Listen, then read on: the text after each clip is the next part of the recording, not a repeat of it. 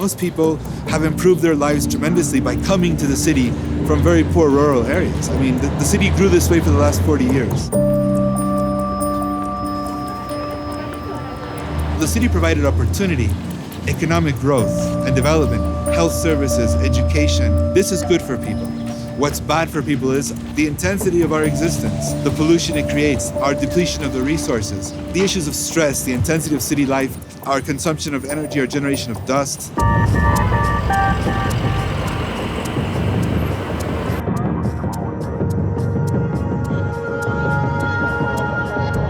The enormous expansion of the city has tremendously increased distances, and the increase in distance has contributed enormously to traffic.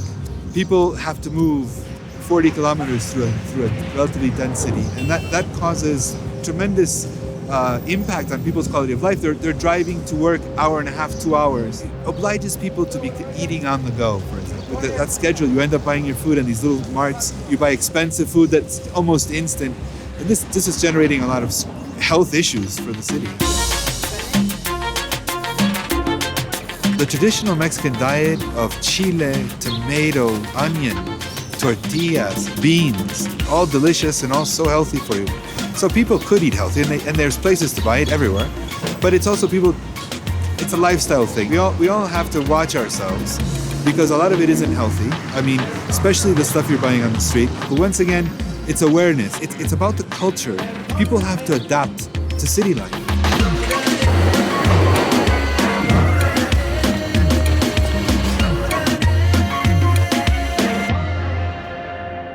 In Mexico City, we have a tremendous challenge treating water because of a great deal of activity of production in the city. Solvents are often disposed of in the sewage system. In mixed-use neighborhoods that have a lot of small shops where there isn't so much care taken, perhaps, to dispose of toxic materials, they go to the sewage system, some of them, and they present, for example, difficulties in giving a better service and treating water. It's a challenge to solve that. How do you solve it? For many years, people began to drink soft drinks because it was the way to drink something that was not as dangerous as drinking unsafe drinking water. What was purified, what was safe was a soda or a beer, Nowadays, those options are changing, but people have to adapt to get away from the sugar. We are a city that attracts people from the very poor rural areas, a continuous flow of migration.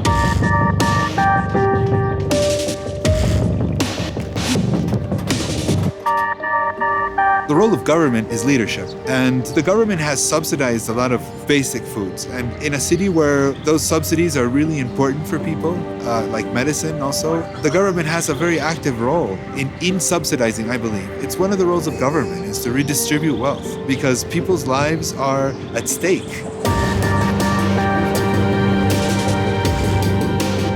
I think the megacities learn from each other. There's a constant exchange of technology and information between the large cities because we, as big cities, experience problems that humanity doesn't have solutions for. We have to remember that every day for the last 10,000 years, the population of the planet has increased. Every day is a new day for us. We're so confident that everything's going to work, but we don't know what happens when we reach 8 billion or 10 billion in population on a worldwide level. And the cities are the same way. My hope for the future is that we will apply the knowledge that we have about cities and continuously make an effort to improve the quality of life for people. The world has become one big city, and in a sense, what is better for the city is better for the world.